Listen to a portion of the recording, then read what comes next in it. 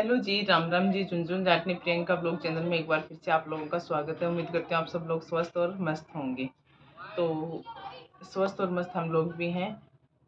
आज ना मैं कोई आपके लिए ब्लॉग लेके आई हूँ, ना कोई घटना कहानी लेके आई हूँ, कुछ नहीं लेके आई। मैं रियल जो घटना होती है, जो भी अपने समाज को कलंकित करती है, वो घटना आज मैं सोची आप लोगों को बताऊं।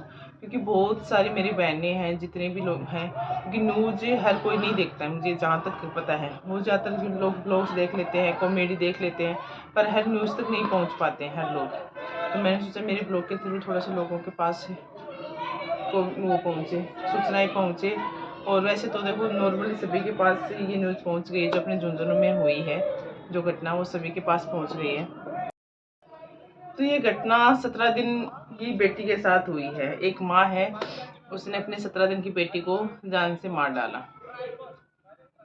तो उसने मार दिया, पता नहीं उसके दिमाग में क्या आया क्या नहीं आया, लेकिन पुलिस बयान में उसने बहुत कुछ बताया भी है। पर आज मैं आपको एक छोटी सी बात बताती हूँ कि इसलिए लड़कियों को पढ़ाई करवाते हैं माँ बाप।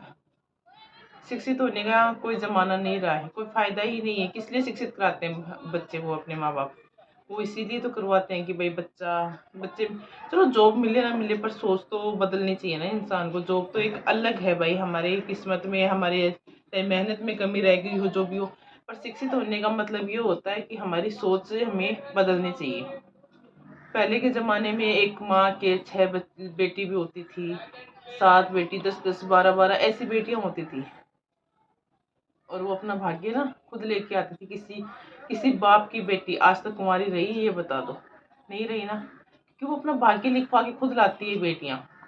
वो अपने भाग्य से ही खाती हैं, अपने भाग्य से सारा कुछ उनके जो किस्मत में लिखा होता है ना, वो माँ बाप का कुछ नहीं खाती है। वो बहम है बस माँ बाप को कि हमारा ये खा गई वो खा गई, है ना। और एक कहावत भी है, बेटा होता है भाग्य से और बेटियां होती हैं सौभाग्य से। आज मुझे भी 2-2 बेटी हैं, लेकिन जो घटना समाज को शर्मसार कर रही है ना, वैसी घटना में तो हाथ जोड़ के सभी से ये रिक्वेस्ट है कि ऐसी घटनाएं हमारे झुंझुनू ज़िले में, जो शहीदों की नगरी से जाना जाता था, कहीं से भी एंट्री झुंझुनू में जैसे एंट्री करते थे तो आजकल बोर्ड लगे हुए हैं शहीदों की नगरी, वहाँ भी ऐसी घटना होने लग गई। तो ये बताओ क्या शिक्षित होने का क्या फ़ायदा फिर? वो माँ है जो ग्रेजुएट है, वो माँ, और झुंझुनू की दयाबाज की घटना है, ये माँ ग्रेजुएट है, उसने गोद में डुबो के अपनी बेटी को, घर वाले सब आजकल देखो अपने खेतों में ना फसल आ रखी है, तो अपने लैंग्वेज में बोलते हैं लावनी करने गए हुए थे। तो भाई घर वाले तो देखो खेत का काम तो करेंगे ही भाई, कितनी देर वो घर पे बैठे रहे, काम भी करना है, तभी तो हम पूरे 12 महीने कुछ खा पाए पी पाएंगे, है ना। तो उसी वजह से घर वाले गए हुए थे खेत में, और उसने पीछे से, उसकी छोटी बड़ी बेटी थी 2 साल की और छोटी बेटी, और उसका वेलकम भी बहुत अच्छे से किया। जब हॉस्पिटल से लेके आए थे ना, तो उसका वेलकम बहुत अच्छे से किया था। मतलब ये लग नहीं रहा था वेलकम में किया ना, उसका भी वीडियोज वगैरह फोटो वगैरह आ रही थी कि उसको मतलब कि ये है टेंशन है ना। फिर बाद में पुलिस बयान में पता, पर उसने अपने जेठ को फ़ोन करके बोला कि घर में तो ना 2 आदमी आए थे, घर में घुस गए थे, और मेरी छोटी बेटी नहीं मिल रही, पता नहीं कहाँ खो गई। और फिर पता उसके ससुर जी बोलते हैं कि मैंने गेट बंद करके गया था, तो घर में 3 के अलावा कोई नहीं थे, 2 बेटी और उसकी और एक वो खुद माँ, 3 के अलावा कोई घर में था ही नहीं चौथा आदमी। तो पुलिस को शक हुआ, तो उससे थोड़ी सी सख्ती से पूछताछ करी, और सबसे मेन सपोर्ट उठ के घर वालों ने बहुत सपोर्ट किया पुलिस का। घर वालों ने पूछा और उसके पुलिस पति ने उस पर कार्रवाई करवाई, क्योंकि वो उसकी एक बेटी की हत्यारिणी थी भाई, तो कार्रवाई होती है। क्योंकि अगर उसको ऐसे छोड़ दिया तो समाज में कल दूसरी माँ और खड़ी हो जाती है ऐसे।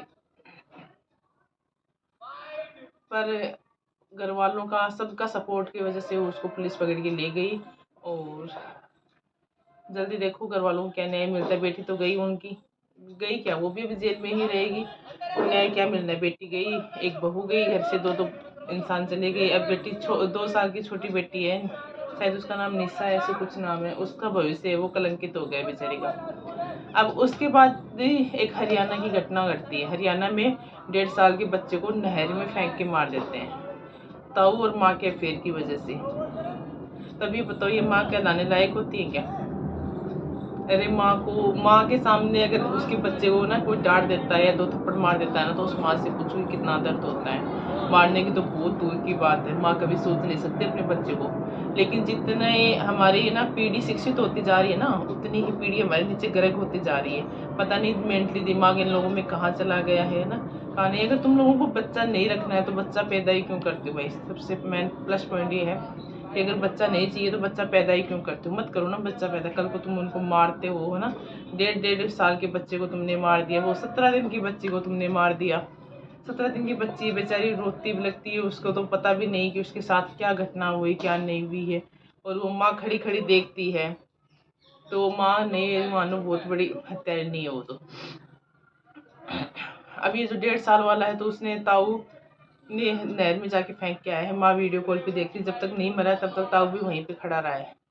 बच्चे का ताऊ है ना, वो नहर में फेंक के आया, जब तक नहीं मरा है तब तक वहीं पे खड़ा रहा है। माँ को वीडियो कॉल पे दिखाया है, तो वो माँ थोड़ी है, वो माँ नहीं कहलाती। और एक अपने इंडिया में तो नहीं पर विदेशों में ना बहुत सारे कंट्री में ऐसे नियम लागू हो रखे हैं कि वहाँ 6 महीने तक छोटे बच्चे को ना हॉस्पिटल से चेक करने आते हैं वो लोग। मतलब कि वीकली चेक करने आते हैं, वीकली आते हैं या फिर वीकली चेक करने आते हैं वो लोग कि बच्चा सुरक्षित है, सेफ है, कोई दिक्कत तो नहीं है, सेफ हाथों में है या नहीं है। तो अगर ऐसे रहा तो शायद अपने इंडिया में भी ये नियम लग जाना चाहिए भाई उस हिसाब से तो। और ये सही बात है ये, क्योंकि हॉस्पिटल वाले ना चेक करना भी ज़रूरी होता है कि बच्चा सेफ है या नहीं है। अगर वो चेक नहीं करेंगे तो बहुत सारी जगह ऐसे सुनने को आता है। और आज के दिन 99% जैसे 100% में 90% ये मान लो कि हर घर में बेटियां है ही हैं। किस घर में नहीं है बेटियां। और बेटियों के बिना घर नहीं चलता ये। मतलब कि बाप को ना पता, एक माँ को तो ये चीज़ें मालूम होती है भाई। माँ को तो अपनी बेटी से बहुत लगाव, मुझे तो भाई अपने बच्चों से बहुत लगाव है। और मुझे कभी ये चीज़ नहीं हुआ कि भाई मुझे बेटियां हैं या फिर मुझे बेटा नहीं है। मुझे कभी इस चीज़ को महसूस नहीं हुआ, कभी भी। मैंने अपने दोनों बच्चों को बेटों की तरह ही पाला है, बेटों की तरह ही पालती आ रही हूँ और आगे भी ऐसे ही पालती रहूँगी। तो इस समाज में जो ये सोच ये गंदगी फैला रखी है ना ये कुछ लोगों ने, कि बेटों के बिना घर सुना है या वंश नहीं बढ़ता। ऐसा कुछ नहीं है, बेटियों के बिना भी वंश नहीं बढ़ता है। जब आपके घर में बेटी नहीं होगी तो वंश कहाँ से बढ़ेगा। सॉरी। तो वही जो समाज में बहुत सारे लोग हैं जिनको अपनी रूढ़िवादिता जो भी है सारी चेंज करनी चाहिए और एक समाज को नई दिशा की तरफ लेके जाओ। लोगों में अभी बोलते हैं कि सिजेरियन के बाद तीसरा सिजेरियन, वो उसमें रिस्क होता है। डॉक्टर मना नहीं करते, उसमें रिस्क होता है। उस माँ का कहना था कि मुझे बेटा चाहिए था, मुझे बेटी नहीं चाहिए थी, मेरे 2 सिजेरियन हो गए थे, तीसरा सिजेरियन नहीं होता। हो जाता है लेकिन उसमें रिस्क चाहिए। अरे भगवान ने तुम्हें 2 बच्चे दे दिए, चाहे वो बेटी दो चाहे बेटा दो, पालो ना उनको। किस्मत वालों को मिलती हैं बेटियां, बिना किस्मत वालों को तो बेटियां मिलती भी नहीं है। तो ये कहानी कहानी क्या है, घटना ही है। कहानी तो नहीं बताऊंगी इसको, कहानी तो वो होती है जो पुरानी कहानियां होती हैं वो है। ये तो रियल घटना है जो अभी घटी है अपने समाज के लिए बहुत। और ये झुंझुनू जिले के लिए तो बहुत शर्म वाली घटना है भाई कि ऐसी भी माँ होती है कि ऐसी माँ पूरे समाज को कलंकित कर देती है। ग्रेजुएट माँ थी, पढ़ी लिखी माँ थी, सब कुछ मतलब कि जानते जो हुए भी उसने अपनी बेटी को मार डाला। तो और उसको तो सज़ा मिलनी चाहिए क्योंकि कल को दूसरी माँ ना खड़ी हो जाए ऐसे। धन्यवाद। इस ब्लॉग को आप चाहे देखो या ना देखो, लेकिन जो मेरे मन में था जो भी था मैंने वो यहाँ पे बयां करा है। और मैं चाहती हूँ कि कोई भी ऐसी घटना से बचे, ऐसा ना करे।